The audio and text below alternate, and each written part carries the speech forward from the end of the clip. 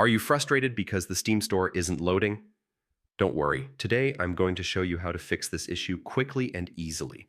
This problem is more common than you think, and it can prevent you from accessing your favorite games and features. But with a few simple steps, we can get Steam running perfectly again. First, make sure your Steam application is open. If it's not, launch it and navigate to the login screen. Enter your account details and sign in. Being logged in is important as it ensures that any changes we make will take effect. Once you're in, head to the Steam menu at the top left corner and select Settings. From there, click on Downloads and you'll see an option to clear download cache. Click it, confirm, and Steam will restart automatically. This removes temporary files that might be causing the store not to load. After Steam restarts, completely close the program.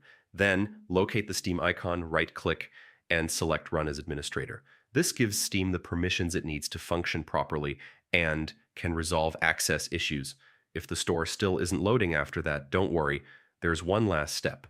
Uninstalling and reinstalling Steam can fix more persistent problems by resetting the program entirely. Just make sure to back up your game files before doing this. And that's it. By following these steps, you should be able to get the Steam store loading again without any hassle. If this guide helped, make sure to subscribe for more tutorials and tips to keep your gaming experience smooth and stress-free.